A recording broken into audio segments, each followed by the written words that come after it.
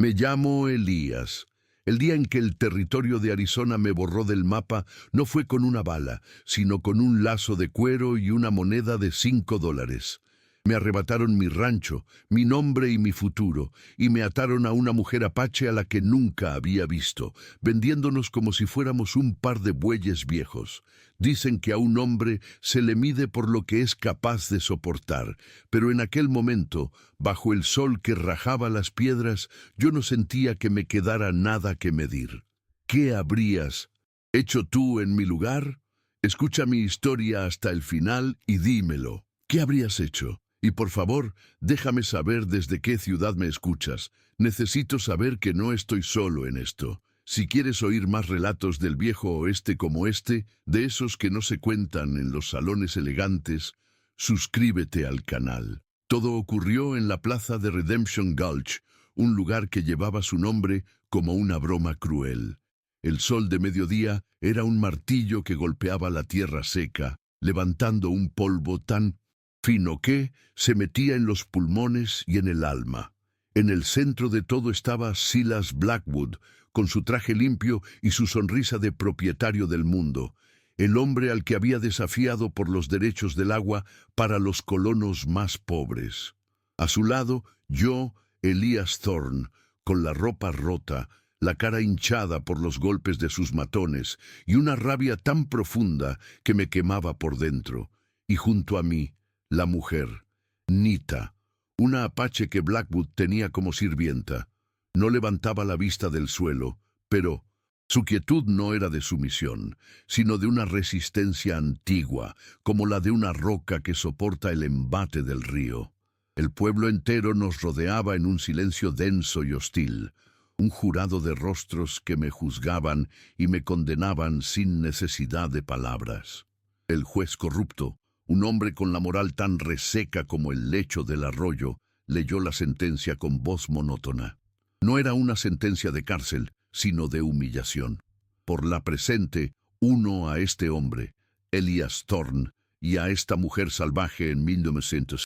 Sagrado y falso matrimonio, dijo, y una risa ahogada recorrió a los hombres de Blackwood. Luego tomó una correa de cuero crudo, áspera y dura, y nos ató las muñecas. Sentí el contacto de su piel, más pequeña y marcada por un trabajo distinto al mío, un frío que me recorrió el brazo. Apreté la mandíbula hasta que me dolieron los dientes. Ella no hizo ni un solo movimiento, pero el narrador omnisciente pudo ver un temblor casi imperceptible en sus dedos antes de que los cerrara en un puño. El lazo se apretó, sellando nuestro destino frente a una multitud que en su mayoría disfrutaba del espectáculo de mi caída. Entonces Blackwood dio un paso al frente, saboreando cada segundo de su victoria.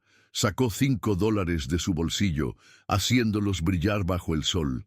Ahora que son marido y mujer, una propiedad conjunta, los vendo por su justo precio, anunció con vozarrón.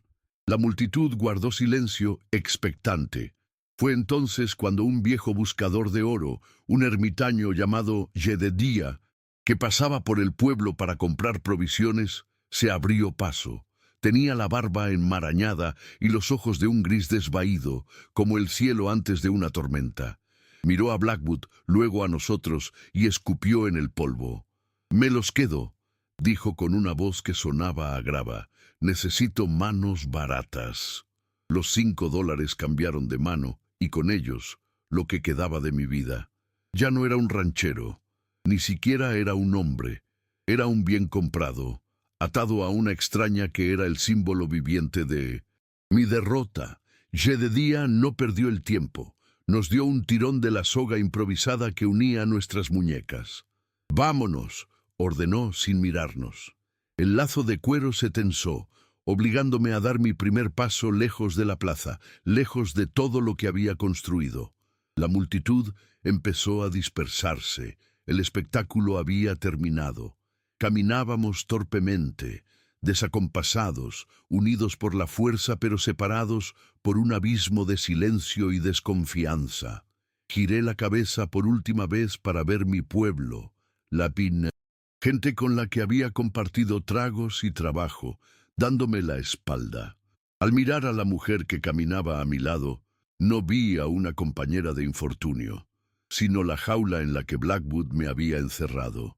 Ella, por su parte, caminaba con la vista fija en el camino polvoriento que se abría ante nosotros, un nuevo sendero hacia un destino incierto, con un nuevo amo.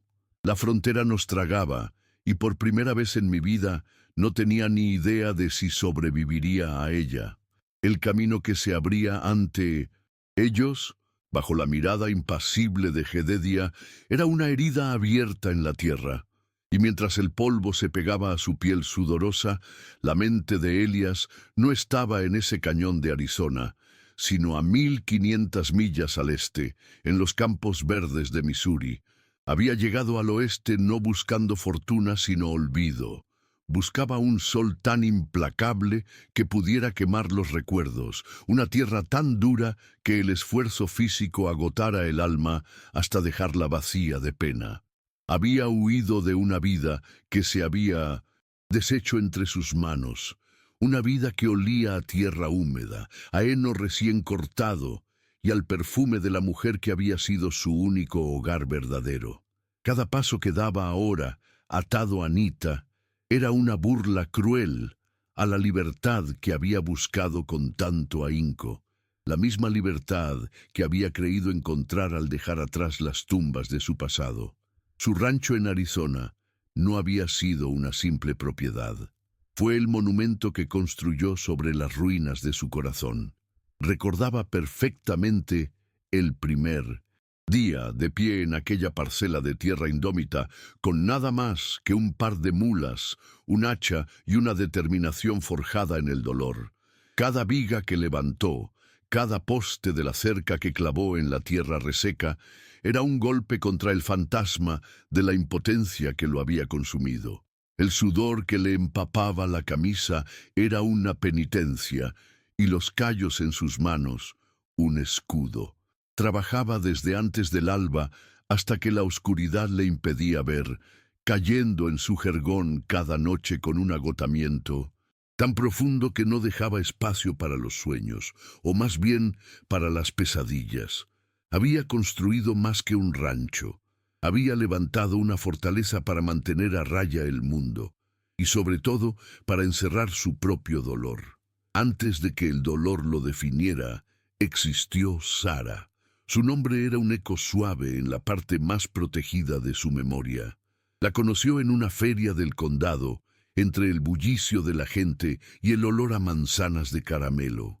Él era un joven granjero con las manos ásperas y el futuro por escribir, y ella, la hija del herrero, con una risa que parecía capaz de hacer florecer los campos en pleno invierno. No hubo grandes declaraciones ni promesas grandilocuentes. Su amor se construyó con gestos sencillos, un vaso de limonada que ella le ofrecía al final de un día de trabajo, la forma en que él le arreglaba una rienda rota de su montura, las miradas que se cruzaban por encima de las cabezas de los demás en la iglesia los domingos. Sara no veía en él a un simple granjero. Veía la bondad y la fuerza silenciosa que él mismo a menudo olvidaba que poseía. Su vida juntos en Missouri había sido un tejido de momentos pequeños y perfectos. Recordaba las noches de verano sentados en el porche de su pequeña granja, escuchando el canto de los grillos mientras ella le leía pasajes de un libro con su voz tranquila. Recordaba haberle prometido, bajo una luna tan grande y blanca que parecía al alcance de la mano, que nunca le faltaría nada, que sus manos, siempre, trabajarían para construirle un mundo seguro. Era una promesa hecha con la inocencia de un hombre que aún no sabía que hay tormentas contra las que ningún muro puede proteger. Su amor era como el roble que crecía junto a la casa, sólido, con raíces profundas y destinado, según creían, a resistir cualquier viento. Para Elías, esa época no era solo un recuerdo, era la prueba de que la felicidad había sido real una vez. Y entonces llegó Daniel, su hijo. Sostenerlo por primera vez fue como sentir el peso del mundo y el propósito de su vida entera en sus brazos. El niño tenía los ojos de su madre y una curiosidad insaciable por todo lo que le rodeaba. Elías le enseñó a distinguir el canto del cardenal, a sentir la textura de la corteza de los árboles y a entender el lenguaje silencioso de los animales de la granja. Veía en su hijo la continuación de su promesa a Sara, la encarnación de un futuro que se extendía brillante y lleno de posibilidades. Las risas del pequeño Daniel llenaban la casa y el campo, un sonido que para Elías era más valioso que cualquier cosecha. Era un hombre completo, un hombre anclado a la tierra por el amor a su familia y creía firmemente que nada podría arrancarlo de allí. La fiebre llegó como un ladrón en la noche, silenciosa y letal. No respetó ni la fuerza de Sara ni la inocencia de Daniel. Elías luchó contra ella con una desesperación animal, aplicando paños fríos, forzando caldos que no podían tragar, rezando a un Dios que parecía haberse vuelto sordo. Observó impotente cómo la vida se desvanecía de los dos rostros que más amaba, primero el de su hijo, en un suspiro casi imperceptible, y días después, el de Sara, que se fue con una última mirada de amor y resignación. El silencio que cayó sobre la granja después fue un grito ensordecedor. Elías se encontró solo, rodeado por los ecos de las risas y las voces que ya no estaban.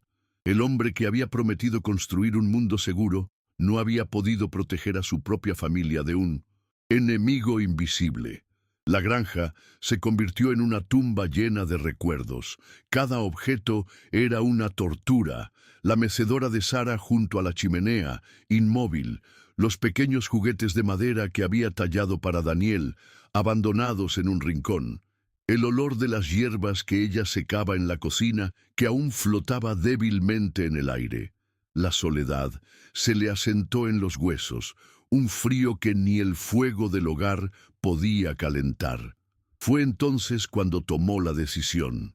No podía seguir viviendo rodeado de los fantasmas de lo que había perdido.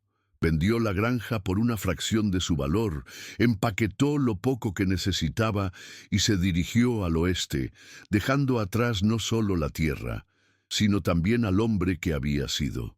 Arizona no era una tierra de promesas para él, sino un exilio autoimpuesto. Antes de partir, realizó un último ritual. Se quitó el anillo de boda de su dedo, el círculo de oro que Sara le había colocado con manos temblorosas el día de su boda. El metal aún parecía conservar el calor de su piel. No podía soportar llevarlo a la vista, un símbolo de un voto que la muerte había roto, pero tampoco podía deshacerse de él. Con cuidado, lo pasó por una delgada correa de cuero y se lo colgó al cuello, ocultándolo bajo la camisa. Allí, contra su pecho, el anillo se convirtió en un recordatorio constante y secreto, un ancla a su pasado y la razón por la que había decidido que su corazón nunca más volvería a pertenecerle a nadie. Era su santuario privado, su herida sagrada y el motivo por el que mantenía a todo el mundo a una distancia segura. Y así, en Arizona, se dedicó a su rancho con la devoción de un monje.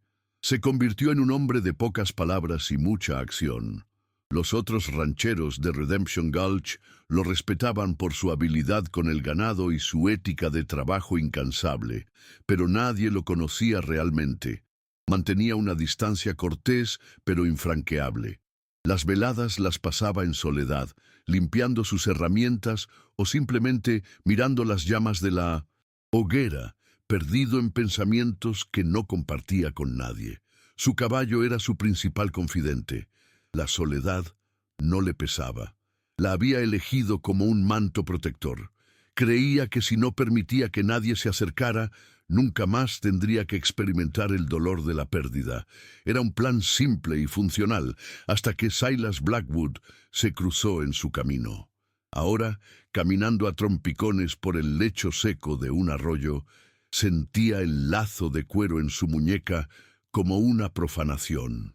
Esta unión forzada pública y humillante, era una parodia grotesca del vínculo sagrado que había compartido con Sara.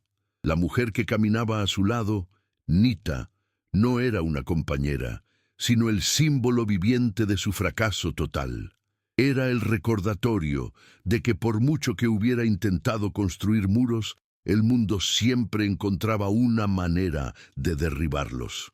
La rabia que sentía no era solo contra Blackwood o el pueblo, era también contra el destino, que parecía empeñado en recordarle que el hombre que había perdido a Jesus, su familia en Missouri, seguía siendo igual de impotente en el corazón del salvaje oeste.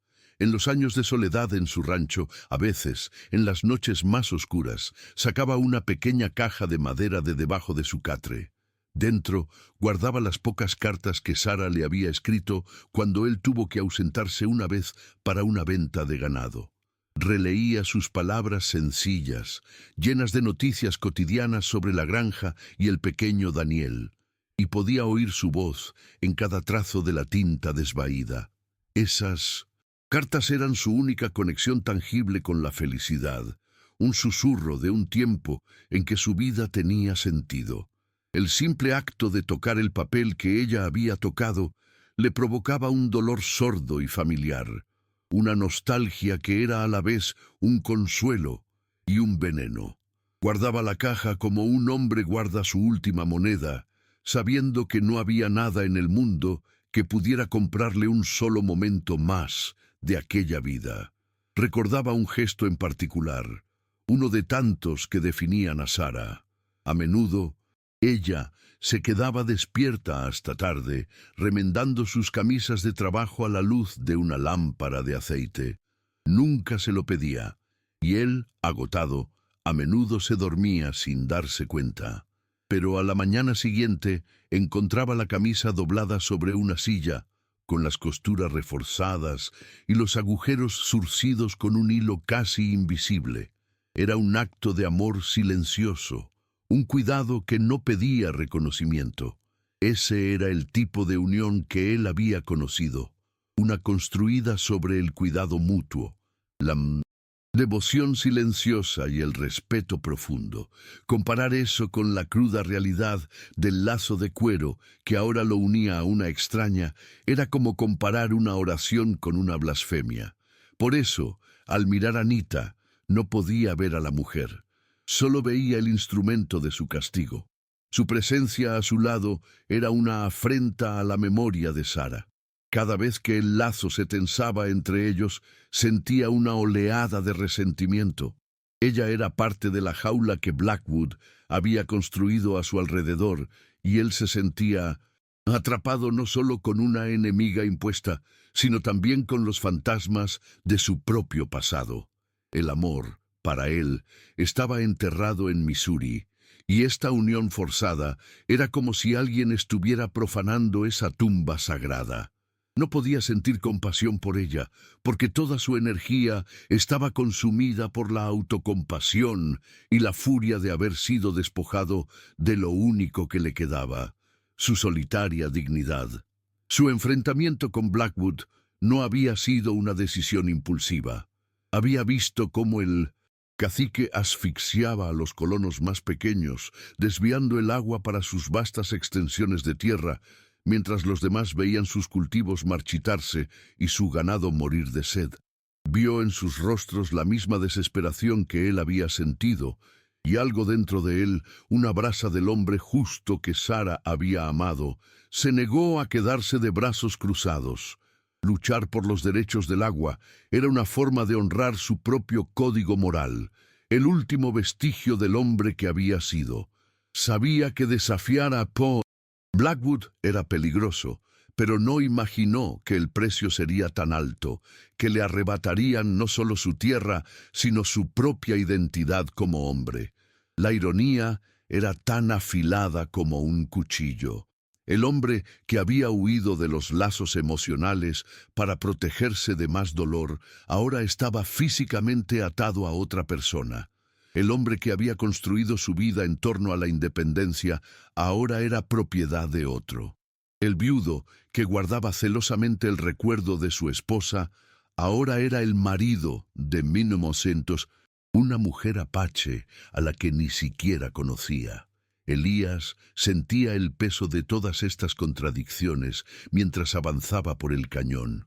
Cada paso era una confirmación de que su intento de escapar del pasado había fracasado estrepitosamente. El pasado no estaba detrás de él, caminaba a su lado, atado a su muñeca, y así el contraste entre lo que fue y lo que era se convirtió en un abismo en su interior.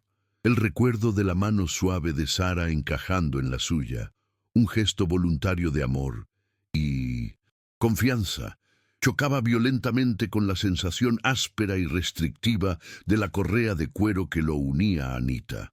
Uno era un símbolo de todo lo que había ganado y amado, el otro de todo lo que había perdido y despreciado.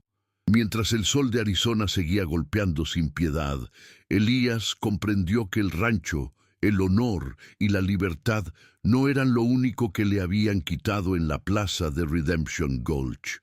También le habían robado la fortaleza que había tardado años en construir alrededor de su corazón, dejándolo expuesto, furioso, y por primera vez en mucho tiempo, aterradoramente vulnerable. La cabaña de Jedediah no era un hogar, sino un purgatorio de madera y piedra enclavado en lo más profundo de un cañón olvidado. Los días se convirtieron en semanas, marcadas por el sol que se arrastraba por el cielo y la rutina implacable que nos impuso el viejo buscador de oro. No había un lazo de cuero en nuestras muñecas, pero la cadena invisible de nuestra situación seguía ahí, más pesada que cualquier grillete. Trabajábamos juntos, pero en silencio. Un silencio denso, cargado de todo lo que no se decía, mi resentimiento, su desconfianza, el abismo cultural que nos separaba. Cortábamos leña, acarreábamos agua del arroyo helado y pasábamos horas cribando tierra con la esperanza de encontrar una mota de color que justificara nuestra existencia en aquel lugar. Éramos dos sombras moviéndose al unísono, obligadas por un destino que ninguno de los dos había elegido. Nuestra comunicación era puramente funcional, un lenguaje de gestos y necesidades básicas. Si necesitaba el hacha, la señalaba. Si la comida estaba lista, ella golpeaba suavemente una olla de hierro con un cucharón. No había cortesía, ni un gracias o un por favor.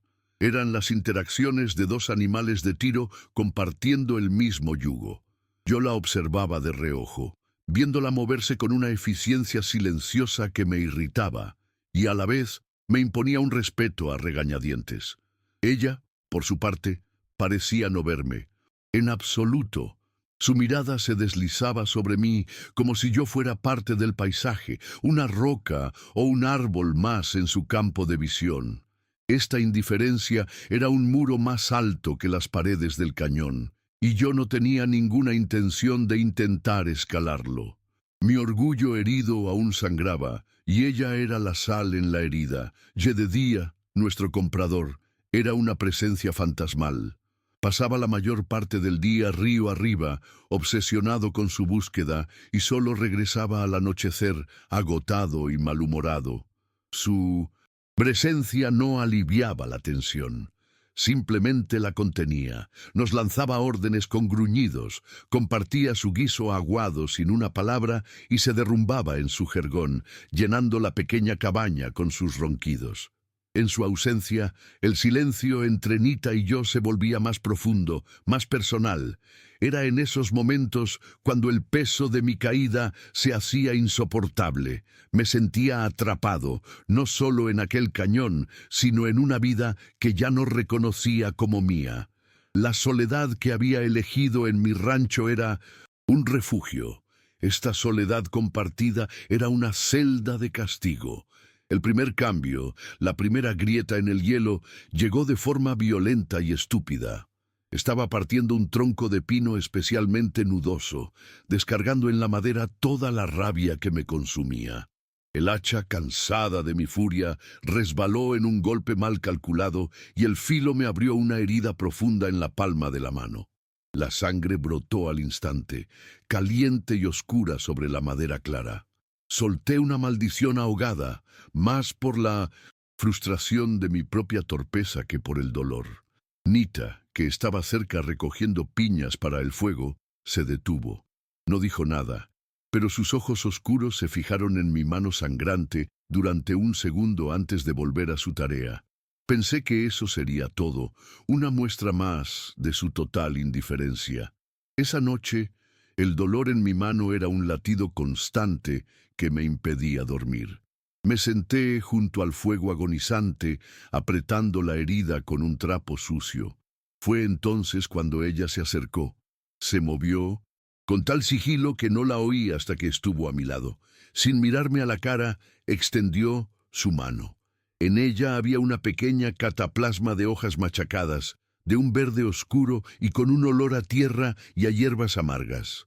Dudé un instante, mi orgullo luchando contra el dolor punzante. Al final, el dolor ganó. Extendí mi mano herida y ella, con una delicadeza inesperada, aplicó el ungüento y lo vendó con una tira de tela limpia. No cruzamos ni una palabra. Cuando terminó, se retiró a su rincón tan silenciosamente como había llegado. A la mañana siguiente, el dolor había disminuido considerablemente y la hinchazón había bajado. El gesto me desconcertó. No había sido un acto de amabilidad, o al menos no como yo la entendía.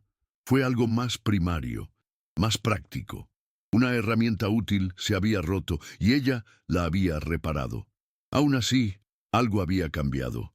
Unos días después, una ola de frío bajó de las montañas, cubriendo el cañón con una fina capa de escarcha. El viento aullaba como un animal, herido.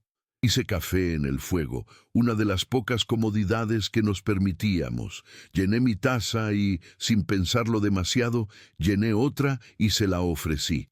Ella me miró, una sorpresa apenas perceptible en sus ojos, y la aceptó con una leve inclinación de cabeza. Fue un intercambio mudo, un reconocimiento tácito de que compartíamos algo más que un techo. Compartíamos la miseria. Sin embargo, estos pequeños avances eran constantemente saboteados por mi propio pasado. Cada vez que empezaba a verla como una persona, y no como el símbolo de mi humillación, un recuerdo de Sara aparecía para atormentarme. Una tarde la vi remendando una de sus ropas a la luz del fuego, con los dedos moviéndose con agilidad y concentración. La imagen me golpeó con la fuerza de un puñetazo en el estómago. Sara solía hacer lo mismo, sentada en su mecedora, remendando mis camisas de trabajo. El dolor y la culpa me invadieron. Sentí que estaba traicionando su memoria al permitir que esta extraña ocupara, aunque fuera, por un instante, un espacio que le había pertenecido a ella. Me levanté bruscamente y salí de la cabaña, prefiriendo el frío cortante del exterior al calor sofocante de mis propios fantasmas. El anillo de boda que llevaba colgado al cuello se convirtió en un talismán y una carga. En momentos de debilidad, cuando sentía que el muro entre Nita y yo se resquebrajaba, mis dedos buscaban instintivamente el frío metal bajo mi camisa. Tocarlo era como un ancla que me devolvía a mi dolor, a mi lealtad, a la promesa que le había hecho a Sara. Era un recordatorio de que mi corazón estaba cerrado, enterrado en una tumba de Missouri. Este acto secreto se convirtió en mi defensa, mi forma de mantener la distancia. No podía permitirme sentir nada que se pareciera a la conexión, porque la última vez que lo hice, el mundo se derrumbó a mi alrededor. El miedo a la pérdida era un guardián mucho más feroz que cualquier orgullo herido. Empecé a evitar mirarla directamente. Nuestros ojos se habían cruzado por accidente un par de veces, y en los suyos había visto una profundidad que me asustaba. No era vacío ni sumisión. Era una inteligencia antigua, una historia de sufrimiento que rivalizaba con la mía. Mirarla era peligroso porque era empezar a reconocerla, y reconocerla era el primer paso para sentir algo por ella, ya fuera compasión o cualquier otra cosa. Y yo no podía permitírmelo, así que mantenía la vista fija en mi trabajo, en el suelo, en las llamas del fuego, en cualquier lugar que no fuera su rostro. Este desvío deliberado de la mirada se convirtió en un obstáculo más, una pared que construía ladrillo a ladrillo cada día. El invierno llegó con toda su furia, sepultando el cañón bajo una gruesa manta de nieve. Quedamos atrapados. El mundo exterior desapareció y nuestro universo se redujo a las 4 paredes de la cabaña. La proximidad forzada se volvió asfixiante. El aire estaba cargado de tensión, del olor a pino quemado, a ropa húmeda y a los olores de 3 cuerpos, confinados en un espacio demasiado pequeño. Los largos silencios ya no eran vacíos, sino que zumbaban con todo lo que no podíamos decir. Cada crujido de la madera, cada suspiro, cada movimiento resonaba en la quietud, amplificando la distancia emocional que nos separaba. Fue durante esas largas noches de ventisca cuando las oportunidades para hablar se presentaron y se perdieron. A veces sentía el impulso de decir algo, de romper el hechizo. Quizás un simple gracias por lo de la mano o una pregunta sobre las hierbas que usaba. Pero las palabras se me morían en la garganta. El momento nunca parecía el adecuado. O Jedediah empezaba a roncar como una sierra, o una ráfaga de viento más fuerte sacudía la cabaña, o simplemente el valor me abandonaba y me daba la vuelta fingiendo dormir. Cada oportunidad perdida era como echar otra palada de tierra sobre la posibilidad de cualquier entendimiento entre nosotros. Entonces caí enfermo. Empezó con un escalofrío que no podía quitarme de encima ni siquiera acurrucado junto al fuego. Pronto se convirtió en una fiebre abrasadora que me sumió en un mundo de pesadillas y confusión. El tiempo perdió su sentido. Las paredes de la cabaña parecían ondular y las sombras danzaban como espectros. En mi delirio, los fantasmas de mi pasado vinieron a visitarme. Volví a estar en Missouri, en la pequeña granja, luchando impotente contra la enfermedad que se llevaba a mi familia. El dolor era tan real, tan vívido, como si estuviera sucediendo de nuevo. En medio de esa neblina de sufrimiento sentía una presencia a mi lado, un paño fresco en mi frente ardiente, una mano que me sujetaba para que bebiera un poco de agua. En mi mente febril era Sara. Le hablaba en susurros rotos, le pedía perdón por no haber podido salvarlos, por haber huido. Le contaba lo mucho que la echaba de menos, a ella y a nuestro pequeño Daniel. Me aferraba a esa presencia, a ese cuidado silencioso, como un hombre que se ahoga, se aferra a un trozo de madera. Expuse toda mi alma rota, todas mis heridas, creyendo que se lo estaba confesando al fantasma de mi esposa. Cuando la fiebre finalmente se rompió, desperté débil y empapado en sudor. La cabaña estaba en silencio, salvo por el crepitar del fuego. Abrí los ojos y la vi. Nita estaba sentada en un rincón observándome. No había lástima en su mirada, sino una calma vigilante. Y entonces lo supe. No había sido Sara quien me había cuidado, había sido ella. Ella había escuchado mis delirios, mis confesiones, mis lamentos. La vergüenza me invadió, una oleada caliente que no tenía nada que ver con la fiebre. Me había mostrado completamente vulnerable ante la persona que más resentía. Me había desnudado emocionalmente y ahora ella conocía la fuente de mi dolor, la razón de mi amurallado corazón. La dinámica entre nosotros cambió después de eso. La hostilidad abierta de mi parte se había disipado, reemplazada por una incómoda mezcla de gratitud y vergüenza. El silencio persistía, pero su naturaleza era diferente. Ya no era un silencio de extraños, sino uno cargado de conocimiento. Ella sabía de Sara y Daniel, y yo sabía que ella era capaz de un cuidado que iba más allá de la simple supervivencia. Nos movíamos el uno alrededor del otro con una nueva cautela, como si estuviéramos aprendiendo a caminar sobre un terreno que de repente se había vuelto frágil y desconocido. Fue Jedediah quien trajo el mundo exterior de vuelta a nuestro refugio. Regresó de uno de sus raros viajes al pueblo más cercano para conseguir provisiones, y su rostro, normalmente una máscara de indiferencia curtida, mostraba una preocupación genuina. Se sentó junto al fuego, masticando su tabaco más despacio de lo habitual. «Malas noticias», gruñó finalmente, escupiendo en las llamas. Blackwood ha estado haciendo preguntas, preguntando por un ranchero caído en desgracia y su esposa india. Ofrece una recompensa por cualquier información sobre nuestro paradero. El aire en la cabaña se volvió helado. La amenaza ya no era un recuerdo lejano de la plaza de Redemption Gulch. Estaba activa, nos estaba buscando y se estaba acercando. El aislamiento que nos había obligado a confrontarnos el uno al otro ahora se revelaba como nuestra única protección y estaba a punto de ser violada. De repente, el frágil y no verbalizado entendimiento que había comenzado a crecer entre Nita y yo fue puesto a prueba. Ya no se trataba solo de sobrevivir al invierno o a nuestros propios fantasmas. Ahora se trataba de sobrevivir a Silas Blackwood. En ese momento la miré.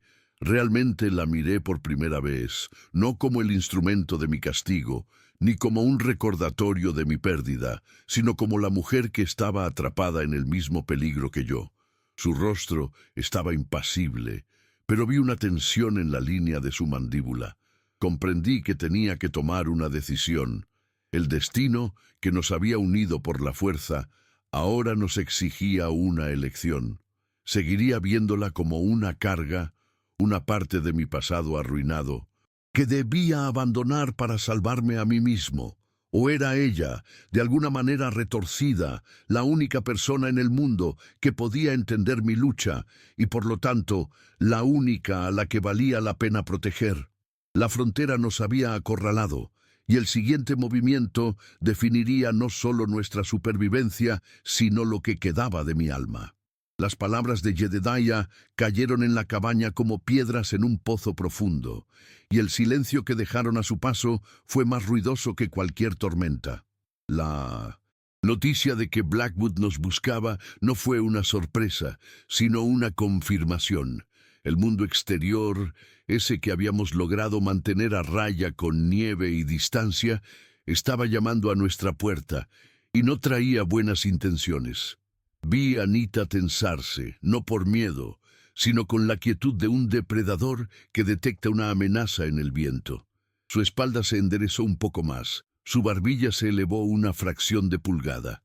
En ese instante, dejamos de ser dos náufragos compartiendo una balsa improvisada para convertirnos en dos fugitivos con un enemigo común. La frágil tregua que habíamos forjado con gestos y silencios se solidificó de repente en una alianza de supervivencia, una necesidad tan cruda y real como el hambre o el frío. Jedediah, sin embargo, no había terminado. Había algo más en su mirada, una pesadumbre que iba más allá del peligro inminente. Durante los 2 días siguientes se movió por la cabaña como un fantasma inquieto, mascullando para sí mismo, evitando nuestros ojos. Lo vi una tarde, de pie junto a la ventana, mirando el cañón cubierto de nieve, pero su vista estaba a millas de distancia, perdida en algún rincón oscuro de su memoria.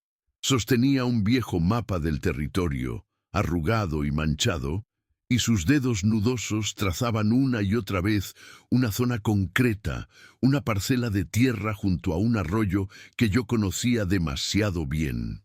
Era mi tierra, o la que había sido mía. El viejo buscador de oro sabía algo más, un secreto que le pesaba en el alma, y la forma en que lo guardaba me decía que era una carga que no quería compartir.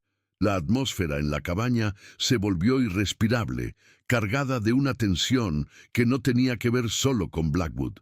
Nita también lo sintió. La observé mientras preparaba la cena, Sus movimientos eran precisos, económicos, pero había una rigidez en sus hombros que no estaba allí antes. Ambos sentíamos que Jedediah era el guardián de una última pieza del rompecabezas, una que podía cambiarlo todo. La espera se estiraba, cada hora más larga que la anterior. Yo afilaba mi cuchillo sin necesidad, el sonido del acero contra la piedra llenando el silencio. Ella ordenaba las hierbas secas en pequeños fardos. Jedediah simplemente miraba el fuego, su rostro una máscara de conflicto. Éramos 3 personas atrapadas no solo por la nieve, sino por el peso de una verdad que se negaba a salir a la luz. Finalmente, en la tercera noche, Jedediah rompió el silencio. Su voz sonó ronca, como si las palabras se le hubieran oxidado en la garganta. «Hay algo que debéis saber», comenzó, sin levantar la vista de las llamas. «Algo que oí la última vez que estuve en el pueblo, rumores que no quise creer hasta que até cabos». Se detuvo, y el crepitar de la leña fue el único sonido.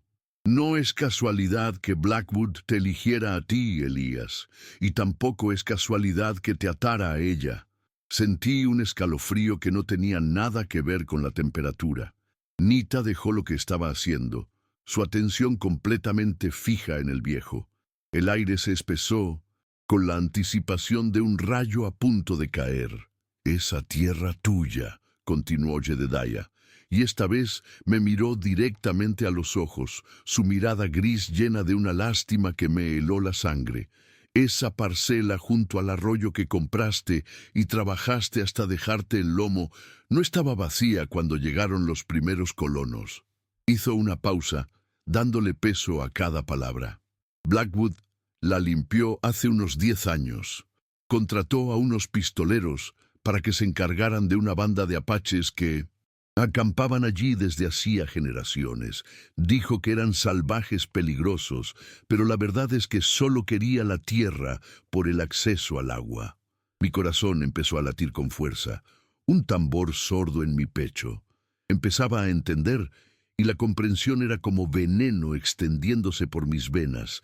Entonces Jedediah se giró hacia Nita, su voz se suavizó, casi un susurro. «Tu gente, muchacha, eran tu gente». El mundo se detuvo. Miré a Nita. Su rostro era una máscara de piedra, pero no pude evitar ver el temblor casi imperceptible en sus manos.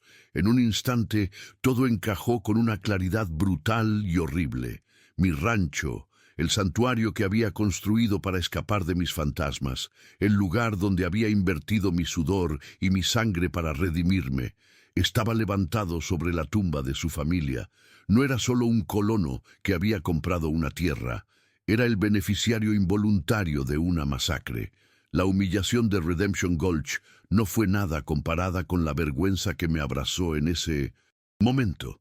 La revelación no provocó un estallido, sino una implosión. El silencio que siguió fue el más profundo y terrible que he conocido. Era el silencio de un cementerio recién cavado.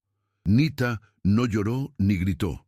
Se levantó lentamente, con una dignidad que me partió el alma, y salió de la cabaña, adentrándose en la noche helada sin abrigo. Quise ir tras ella, decir algo, cualquier cosa, pero ¿qué podía decir? Que no lo sabía, que lo sentía. Las palabras eran inútiles, eran un insulto a la magnitud de su pérdida. Me quedé paralizado, viendo la puerta abierta por la que había desaparecido, sintiendo cómo el aire gélido entraba y se instalaba en el lugar donde antes había tenido un corazón. Jedediah no dijo nada más. Simplemente echó más leña al fuego, como si un acto tan mundano pudiera arreglar el mundo que acababa de romper en pedazos. Me di cuenta de por qué había dudado en hablar. No era solo por el dolor que causaría. Era porque sabía que esta verdad nos separaría de una forma que ni el lazo de cuero de Blackwood había conseguido. Todo el respeto tácito, toda la frágil conexión que habíamos construido se había hecho añicos contra la dura roca de la historia. Para ella, yo ya no era Elías, el compañero de infortunio. Era el hombre que vivía sobre los huesos de su gente, el símbolo viviente de todo lo que le habían arrebatado. Pasé la noche en vela, sentado junto al fuego, mientras la culpa me roía por dentro. Cada viga de mi casa, cada poste de mi cerca, cada surco que había arado en esa tierra, ahora me parecía manchado de sangre. El orgullo que había sentido por mi trabajo se convirtió en una náusea amarga. Recordé mi promesa a Sara, la de construir un mundo seguro, y me di cuenta de la terrible ironía. Para construir mi refugio, había ocupado, sin saberlo, el lugar de una pesadilla. El oeste, que había prometido ser una página en blanco, estaba lleno de historias escritas con sangre mucho antes de que yo llegara. Mi dolor, mi pérdida personal, que me había parecido tan grande y única, se encogió ante la enormidad de una injusticia generacional. Nita regresó justo antes del amanecer. Su rostro estaba pálido por el frío, pero sus ojos ardían con una intensidad nueva. No había odio en ellos, ni siquiera acusación. Había algo mucho peor, una distancia infinita. Me miró como si me viera por primera vez, no como un hombre, sino como la encarnación de un destino cruel. Se movió por la cabaña, recogiendo sus pocas pertenencias, un cuchillo, la tela, con la que me había vendado la mano y la pequeña piedra tallada que a veces sostenía cuando creía que nadie la veía. No dijo a dónde iba. No tenía por qué hacerlo. Su silencio era una sentencia. Iba a desaparecer, a enfrentarse sola al invierno y a Blackwood, porque cualquier destino era preferible a permanecer al lado del hombre cuya casa era el monumento a su tragedia. Fue en ese momento cuando algo dentro de mí se rompió y se reacomodó. La autocompasión que me había arrastrado durante años se evaporó, reemplazada por una claridad afilada y dolorosa. Había pasado tanto tiempo reaccionando a lo que el destino me había hecho, la pérdida de mi familia, la humillación de Blackwood, que me había olvidado de actuar. Me había definido por mis heridas. Pero ver a Nita, a punto de caminar hacia una muerte casi segura con una dignidad inquebrantable, me obligó a mirar más allá de mi propio dolor. Mi lucha ya no podía ser solo por recuperar mi nombre o vengar mi honor. Tenía que ser por algo más grande. Me puse de pie, mi movimiento tan repentino que tanto ella como Jedediah se sobresaltaron.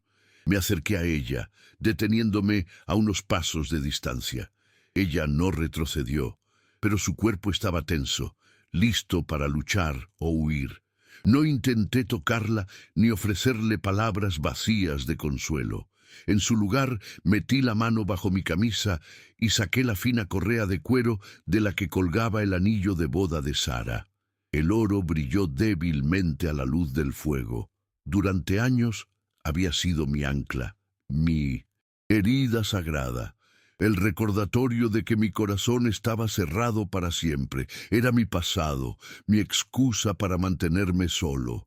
Con los dedos temblando ligeramente, me quité la correa del cuello. Sostuve el anillo en la palma de mi mano por un instante, una despedida silenciosa a la mujer que había amado y al hombre que había sido. Luego, di un paso más hacia Nita y le extendí la mano, ofreciéndole el anillo. Ella me miró, confundida, sus ojos oscuros buscando una explicación en los míos. Esto era mi pasado, dije, mi voz sonando extraña en mis propios oídos, pero más firme de lo que había estado en años. Me mantuvo anclado a lo que perdí, pero tu historia, tu pérdida, es parte de esta tierra, es el presente. Ella no tomó el anillo, simplemente me miró esperando. Respiré hondo, el aire frío llenando mis pulmones. No voy a pedirte que me perdones. No hay perdón para lo que mi gente hizo, para lo que yo hice sin saberlo. Pero no te dejaré marchar sola. La deuda que Blackwood tiene no es solo conmigo, es con ambos, y vamos a cobrársela juntos. No era una petición, sino una declaración, una promesa. Estaba eligiendo. Por primera vez desde que llegué a Arizona, no estaba huyendo de mi pasado, sino decidiendo qué hacer con mi futuro. Dejé el anillo de Sara sobre la mesa, entre nosotros dos, un símbolo de que estaba dispuesto a dejar ir lo que me definía para poder luchar por lo que era correcto. Luego me giré hacia mi rifle, que descansaba apoyado contra la pared. Lo encogí. Sentí su peso familiar y tranquilizador en mis manos. Empecé a limpiarlo, el movimiento metódico y concentrado. Cada pieza que engrasaba, cada trapo que pasaba por el cañón, era un voto silencioso. Ya no era Elias Thorne, el ranchero desposeído. Era un hombre que había encontrado una nueva causa en las cenizas de su antigua vida. Y esa causa tenía un nombre: Nita. No sabía si ella aceptaría mi ayuda, si alguna vez podría mirarme sin ver la sombra de su gente masacrada. Pero eso ya no importaba. Mi decisión estaba tomada. Blackwood nos había unido con un lazo de cuero como una burla para destruirnos. Pero en la revelación de nuestra historia compartida y trágica, yo había encontrado un lazo mucho más fuerte, un propósito. Levanté la vista del rifle y mis ojos se encontraron con los de ella a través de la cabaña. Por primera vez no vi a una extraña, ni a un símbolo, ni a una carga. Vi a una aliada. Y en su mirada, por un fugaz instante, creo que ella también vio lo mismo. La verdadera batalla no había hecho más que empezar. Nita no cogió el anillo. Sus ojos oscuros se posaron en el pequeño círculo de oro que descansaba sobre la mesa, un sol en miniatura en la penumbra de la cabaña, y luego se alzaron para encontrarse con los míos. No había en su mirada ni perdón ni aceptación, sino algo más profundo, un entendimiento solemne. Con un movimiento lento y deliberado, deslizó la yema de su dedo sobre el anillo, un toque tan ligero que apenas pareció moverlo, y luego lo empujó suavemente de vuelta hacia mí. No era su pasado para cargar, ni su memoria para honrar. En su lugar, abrió su propia mano y me mostró la pequeña piedra lisa y tallada que había sido su único ancla. No me la ofreció como un regalo, sino como un hecho, como una parte del paisaje de su alma. La cogí con cuidado, sintiendo su calor residual y su peso inesperado. Era un intercambio silencioso, un pacto sellado no con promesas, sino con el reconocimiento mutuo del dolor que cada uno llevaba. No hicieron falta más palabras. La decisión ya estaba tomada, y el tiempo para las dudas se había agotado con la última brasa del fuego. El aire de la cabaña, antes denso por los secretos, se llenó ahora de una energía callada y resuelta. Nos movíamos por el reducido espacio no como dos extraños, sino como dos engranajes de una misma máquina. Mientras yo revisaba el rifle, limpiando el mecanismo con una calma que no sentía, Nita preparaba una pequeña bolsa con lo esencial: carne seca, un puñado de hierbas medicinales y un pedernal. Jedediah nos observaba desde su jergón, con sus ojos grises desvaídos, registrando cada uno de nuestros movimientos. No preguntó a dónde íbamos ni qué planeábamos hacer. En su rostro curtido había una expresión de respeto sombrío, la de un hombre que ha visto suficientes finales para saber cuándo uno se está escribiendo con dignidad. Nuestra alianza ya no era una cuestión de supervivencia forzada, sino una elección consciente. Cuando todo estuvo listo, nos detuvimos en la puerta. Jedediah se levantó con un quejido y nos tendió un saco con algo de harina y café. El cañón se abre hacia el norte. Os dará algo de ventaja, dijo, su voz un murmullo de grava. Fue lo más parecido a una bendición que un hombre como él podía ofrecer. Asentí, un mudo agradecimiento por el refugio que nos había dado, por la verdad que nos había revelado. Salimos al aire helado del amanecer. La nieve crujía bajo nuestras botas, amortiguando nuestros pasos. El mundo era un lienzo en blanco vasto e indiferente. Por primera vez, desde que nos ataron en aquella plaza, caminábamos uno al lado del otro por elección propia. No había lazo de cuero entre nosotros, solo el espacio de un par de pies, pero sentí una conexión más fuerte y real que cualquier soga. Nos alejamos de la cabaña, dos figuras solitarias adentrándose en la inmensidad blanca, dejando atrás el único hogar que habíamos compartido. El camino era duro, el viento cortaba la cara y la nieve profunda hacía que cada paso fuera un esfuerzo. Pero el frío exterior no podía compararse con el hielo que se había derretido en mi interior. Con cada paso que daba, sentía el peso de la piedra de Nita en mi bolsillo, un recordatorio constante de la deuda que tenía con aquella tierra y con ella. Ya no caminaba para huir de mi pasado, sino para enfrentarme a un futuro que, por primera vez, tenía un propósito más allá de mi propio dolor. En un paso difícil sobre unas rocas cubiertas de hielo, ella resbaló. Instintivamente la sujeté por el brazo. Nuestras manos se tocaron, la mía callosa y la suya más fina pero igualmente fuerte. Fue un contacto breve, funcional, pero en él sentí el eco de nuestra historia, de la atadura forzada a este apoyo voluntario.